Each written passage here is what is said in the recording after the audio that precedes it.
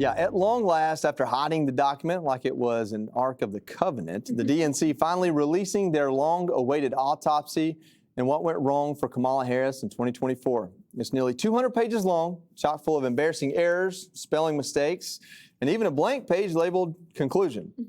And the guy who commissioned it, DNC Chairman Ken Martin, disavowing the report itself, saying it does not meet our standards and he's just not proud. So what does it say? Well, it pins the blame on Team Biden for failing to elevate his VP before she took over the reins of the party, and blasts Team Kamala for failing to address Trump's they-them attacks. It also says the Democrats lost connection to working-class Americans, focusing too much on anti-Trump messaging, but these Democrats don't want to hear anything about it. We didn't need an autopsy to tell us the Democratic Party doesn't know what the they are doing right now. I don't really care. I mean, I'm not sure those are the right people to diagnose what went wrong with the election. An autopsy is a medical procedure you do over a corpse. And now it sounds like we need a malpractice attorney because we couldn't even do the autopsy correctly. Yeah. The report is also getting called out for what it doesn't talk about. There's nothing about Joe Biden and what happened in the debate. There's nothing about Kamala Harris getting the nomination without any kind of primary process. And also there is nothing about the way that voters were responding to Gaza and how the Joe Biden and Kamala Harris policies and comments about it were hitting their minds. It felt like it was a document designed to make sure nobody in the current leadership of the party would get fingered for the blame. No. Well, to make matters worse for the left, according to the latest poll, only 20% of voters approve of the job the Democrat Party is doing. That puts them at 52 points in the hole heading into the midterms. Jessica doesn't believe that, Greg. I think it's true, though. I think this autopsy, what makes it so amazing is it wasn't that it had something in it no one knew and they didn't want anyone to know about. It's that the autopsy essentially confirms the entire line of attack Republicans used against Kamala and Biden through the entire election. Yeah, that's part of it, you know, but why, people keep asking, why did it take so long to release the autopsy? Well, they were waiting for Kamala's toxicology report to come back. But autopsies are like an intervention. You know, your friends and family show up to tell you all the bad stuff that you've done. But here, they did skirt a lot of the issues. Why was that? You know, the ones that mattered were the cultural issues. They weren't brought up here and they weren't mentioned, especially trans, because they haven't changed their positions on them. So if you're not going to fix the problem, you sure as hell aren't going to own up to it. You know, you're going to talk about Trump instead. But the problem is, if the underlying positions are still there, we're still going to focus on it because it's a huge issue. You know, I went back, Dana, to find out the first time I mentioned a trans-related story, 2011, 2012, about bathrooms. Now, I targeted this for a very important reason, because I saw the intimidation tactics that would occur when it happened. And I figured that if I persuaded people on the importance of fighting this battle, it would matter. It wasn't a marginal issue. You know, you could say, I remember the argument, it's only a few trans people. That wasn't the point. It was an attempt to re-engineer biology and silence anyone who dare questioned it. Why was the trans issue so important to challenge? Because people still ask me this, usually when I'm out in the street signing autographs. I'll tell you why.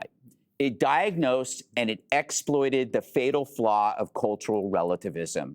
That's the unlocked door where any idea that is detached from truth could enter. It just so happened that it was trans, but it didn't have to be. You know, trans women are women. That got in. But it could have been anything else. 60-year-olds are now 40. A morbidly obese person is now fit. Horses are people. Cantaloupes could have rights. It's all the same. Any position where truth is surrendered to the prevailing wishes of the mob would become the order of the day and would compel you to obey. That's why it mattered. It was like the first strike against a 13 billion-year-old planet. And it was a flex. It was a flex of the unravelers, the people who said, if we could do this, there's no such thing as truth anywhere. Dana, why do you think they let it out now? Is fear it was going to get Memorial leaked? Day weekend. People won't pay attention. They I had to think do it that's eventually. Yeah, so Memorial Day weekend, and obviously the president sucks up a lot of oxygen when it comes to all the headlines. So like, how can we get this out? Maybe they thought it was going to leak. And also a guy who used to work for Kamala Harris had gone out this week with a big piece. I don't remember where it ran, but Rob Flaherty, is that his name, Jessica? And he was like, here's what I think went wrong. So everybody was trying to get out ahead of this fact that they knew that it was going to come out. So there's that.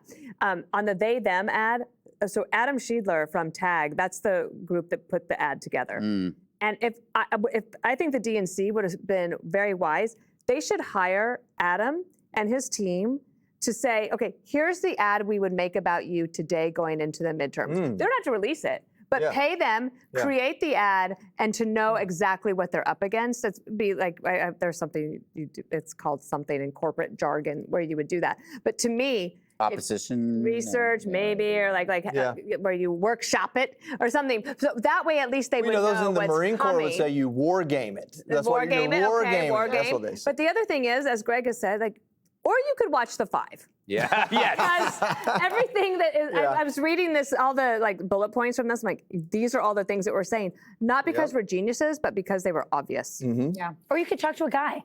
If you want to know what guys, why you lost the mail vote, go talk to a guy. You don't need $10 million in a, in some sort of study here, autopsy. But there were some things in here that they should be listening to. The stuff that happened about how they lost young men. They talked about the rural vote and how they lost the rural working class vote. You talk about it. And it's interesting that they lost that vote after Hillary didn't go to Wisconsin, and everyone thought that was a big point of why she lost that election. So the report was, let out sloppily. There was a conclusion page that was blank. It was a little bit of a hot mess, but some of the stuff in there is still relevant. And I'm not seeing anyone, especially on the trans issue that Greg brought up, other than Gavin Newsom. I don't see anybody else. You saw Governor West from Maryland, Westmore. He's still saying all the trans stuff from 2024. So why don't they want to listen to this? I think it's good. Some of this is good stuff. Yeah, but the time to look at it was a year ago when it was available for release. They made it into a scandal when it wasn't. We've had a number of autopsies that have come out since the election, and they all say basically the same thing. Jared Moskowitz is. So why didn't they release it? Why did they wait? Because it's a piece of crap. The fact that we spent our money on this, the DNC dollars that could have gone to, knocking on doors or whatever else, on an unfinished piece of shoddy work. There were no citations, and it would be like, X, Y, or Z happened, or this interview, and then no cites. You don't know who said it. You don't know how he came up with his numbers. And so Ken Martin had to go in and redline the whole thing and say on the side in the brackets, or what's it called? Like the margins? In the margins, he says no evidence for this. No evidence for this. So he didn't release it because he's embarrassed. Sounds like climate science. Sounds like all the climate science you guys said was real. It doesn't sound like that at all. Actually. Yes, it does. It's his longtime friend. This guy, Paul Rivera, who, by the way, was still on the DNC dole until today, basically, when now he's not going to be working on this anymore. So Ken Martin knew it was really bad, and he felt shame about it. You're totally right about, Biden was not included in this, essentially. The talk of him being too old, being shielded from the public, that is a central factor in why we ended up losing the 2024 election. Do you think putting this out earlier would have given Democrats inspiration to have a talking point or a message or a platform beyond not Trump? We had this already. I learned nothing in here except that they hired an inept person to do something that was deeply important after. I don't trust any analysis when they say that they don't like the report because it's shoddy, because they've never said that about their reports. They just don't like this report. That's not true. All of the reports that have come out say that we majorly messed up in 2024, that we messed up in some ways even in 2020. It was a COVID election, and that made it was a different game. Obviously, I think, if we hadn't had a global health pandemic, President Trump might have won re-election, frankly, if people had not been stuck in their houses, et cetera, and the economy hadn't crashed. And we Mail-in votes. Yes, we stole it. I want to say something, though, about the trans issue. Is this the Leering Center of autopsy reports? Like, it's a scam. Like, this guy got paid a lot of money to do nothing. No, he didn't do nothing. He just did a bad job at what he was doing. On the they-them ad, it was mentioned in here, and it said that it did have a big impact. It's funny, though, because it says they failed to address the they-them attacks. You address it by having common sense and rebuking it. You don't address it like, oh, by the way. No, but they literally it was just an issue that the entire country looked at and said, you're crazy. It just sat there like a big turd in the middle of the election or in the middle of her 107 days. And the reason that the they-them ad resonated so much, it was actually an economic argument more than it was an argument about trans issues. Because it said the Democrats are going to spend money on undocumented people. They're not going to spend it on Americans. It wasn't necessarily to goad people into feeling like, oh, I hate trans people. And Greg, you said, we could tell them anything. We could say that a 40-year-old is a 60-year-old, or maybe a 60 is a 40-year-old. That's not it. People believe that transgender people exist. What they don't believe is that they should be competing in competitive sports against biological women. That's what happened with all these bathroom bills. That you even see conservatives that say, I don't really care where you pee. Just don't make it my problem. I love the idea of a new ad, though, and we'll do it with Trump. Trump is for he, him. Democrats are for you. And we could do that. People care where you pee. I'm telling you right now. I they care where care, you pee. Yeah. Well, Because, I like to pee outside. I get in trouble for it all the time. We're going to flush this one down. Be sure to like and subscribe for all the Fox News latest on YouTube and catch full shows streaming now on Fox One.